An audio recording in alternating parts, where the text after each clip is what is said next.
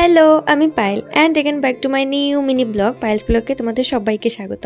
তো আজ যাবো আমার ইংলিশ টিউশনে, টিচার্স ডে আছে তো সেখানে। তো আমার ইংলিশ টিউশন অনেক দিন আগে শেষ হয়ে গেছে পড়া, তোমরা জানো। কিন্তু দাদা প্রতি বছর আমাদেরকে ডাকে আজকের দিনে, আর আমরা খুব আনন্দ করি, মজা করি। তোমরা আগেও দেখেছো এই ব্লগ।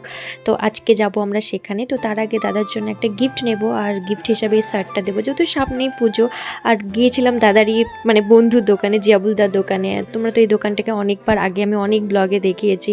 খুব ঠিকঠাক প্রাইসের মধ্যে খুব সুন্দর সুন্দর কালেকশনও চলে এসেছে পুজোর, তোমরা গিয়ে ভিজিট করতে পারো। তো দাদার জন্য এই শার্টটা নিলাম, আমার খুব ভালো লেগেছে, দাদাকে খুব ভালো লাগবে। দাদাকে এর আগেও আমরা একবার শার্ট দিয়েছিলাম, যখন আমাদের দেওয়া কোনো জিনিস পরে তখন ভীষণ আমার ভালো লাগে। তো বাপরে, এত স্টুডেন্ট কি আর বলি, রুমে জায়গা হচ্ছে না। তোমাদেরকে একবার চটিগুলো দেখালাম, এত পরিমাণে চটি, তখন তো তাও কম ছিল, পরে আরও বেড়েছে। এখানে কুইজ খেলা হচ্ছিল, আমার দাদাই কুইজগুলো সব জিজ্ঞেস করছিল, আর আমরা সবাই বলছিলাম। আমি না একটা পেন পেয়েছি, যেহেতু আমি একটা অ্যান্সার বলতে পেরেছি। তারপরে এই তো নিচের রুমে গেলাম, এটা দাদার নতুন বাড়ি, তৈরি হচ্ছে, এখনও পুরোপুরি কমপ্লিট হয়নি। তো অনেক ব্যাচ, অনেকগুলো ব্যাচ আছে। তো সেই সব 11, 12, 10 এই ব্যাচগুলো কেক কাটিং করছিল। আমরা এবছর কেক আরে নিয়ে যাইনি, যেহেতু দাদা কেক কাটতে কাটতে টায়ার্ড হয়ে পড়বে, যেহেতু এত কেক আর আইস কেক, আর এত পরিমাণে গরম যে কী বলবো। তো এটা ছিল 11 মনে হয়, হ্যাঁ মেবি 11 ব্যাচ আছে এটা।